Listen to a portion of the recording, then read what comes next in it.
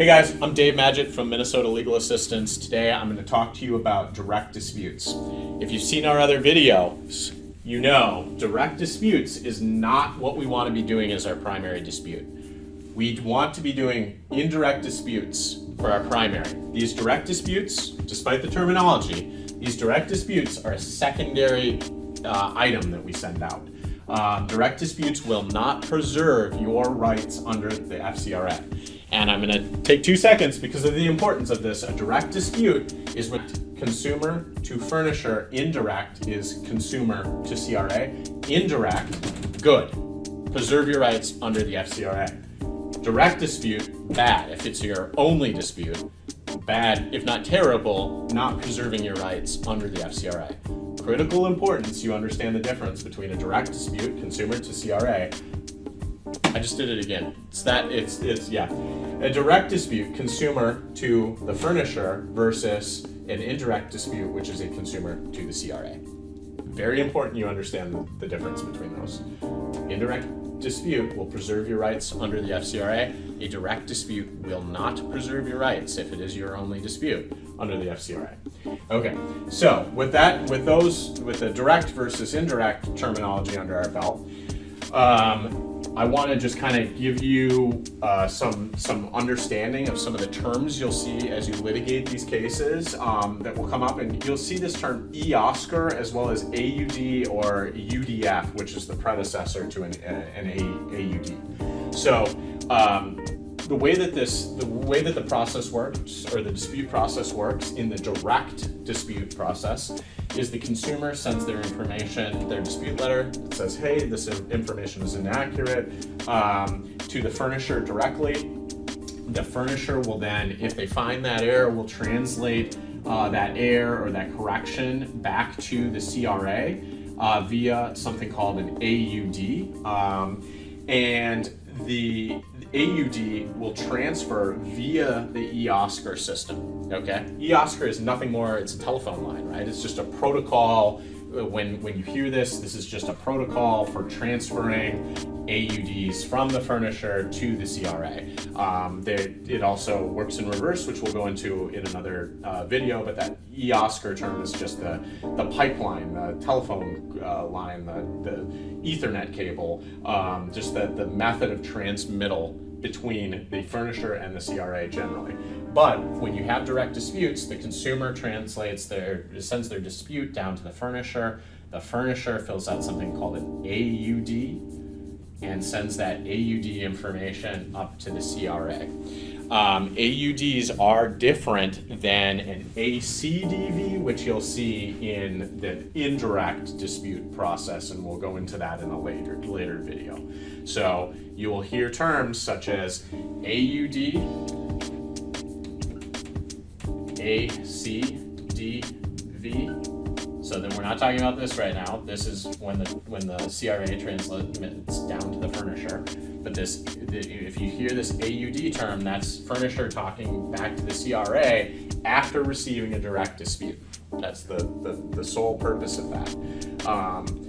So watch our other videos, continue to educate yourself with the dispute process and your rights under the FCRA. Reach out to us if you have any questions. We're a nonprofit run out of Hopkins, Minnesota.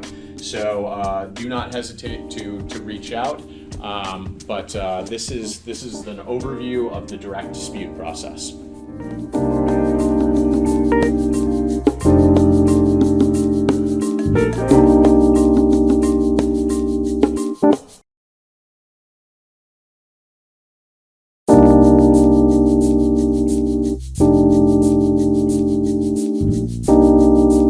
Hey guys, I'm Dave Magid from Minnesota Legal Assistance. Today I'm going to talk to you about debt buyers versus collection or collectors versus what it means to charge off an account. Okay, so a debt starts, or an alleged debt starts with an allegation that somebody owes money to an original creditor. So this could be the credit card company, it could be the bank, it could be the car loan company, right? So That's where the debt starts. It starts with this original entity. It's the same entity, generally speaking, with whom you took the debt out, or the loan, I should say, out.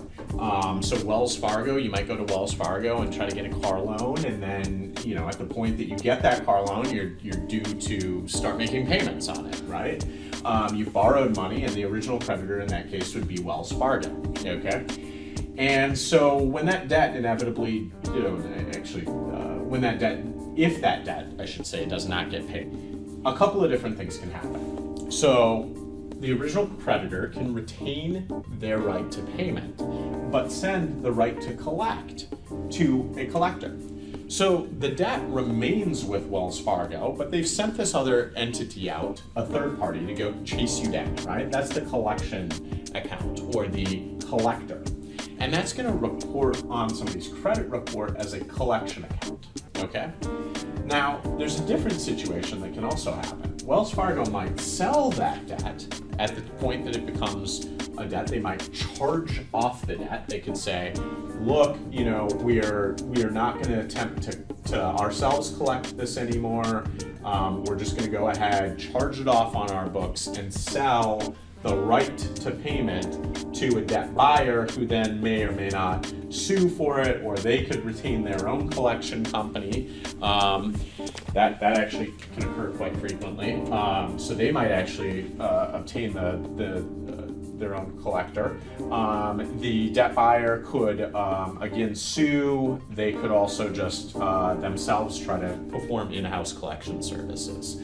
The debt buyer is kind of an interesting entity under various consumer statutes. The way in which they act, they can be classified as a collector in many cases, and again, that goes back to the law, the interpretation of the law through case law versus statutory law. So you do need to kind of review and understand how the debt buyer might actually be classified as a collector in many cases. But nonetheless, that's the difference between a debt buyer, a collector, and an original creditor.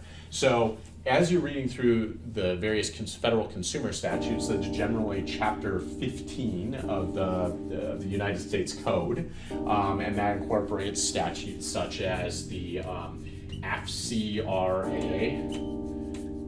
the FDCPA. This stands for the Fair Credit Reporting Act, the area that we practice in. There's also the Fair Debt Collection Practices Act. The Fair Debt Collection Practices Act forbids collectors from doing all sorts of behaviors, such as coming to your house in the middle of the night, or calling constantly, calling you at work, threatening you, using abusive tactics. All these things are prohibited under the Fair Debt Collection Practices Act. However, this statute only applies to collection companies, so these third parties who are collecting debts.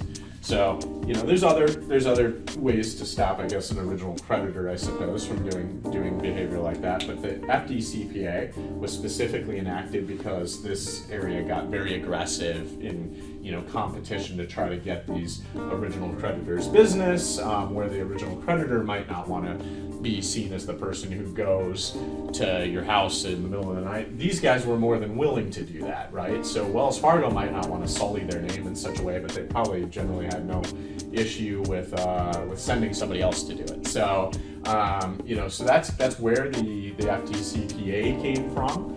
And this terminology, I think, is important to understand too within the credit reporting context. So you can say, this is a collection account. Well, it shouldn't be a collection account because the account is current with the original creditor. So that might be, a term or an explanation that you might want to provide in a dispute letter. So understand these terms and how the various parties interact. Obviously there's an infinite number of ways to apply this, so I can't go into that level of detail, but just understand these terms generally in formulating your disputes. If you've got additional questions, reach out to us. We're always happy to help. Again, Minnesota Legal Assistance. We operate out of Hopkins, Minnesota, and we're happy to help. But know your terms when it comes to debt buyers versus collection versus charge-off.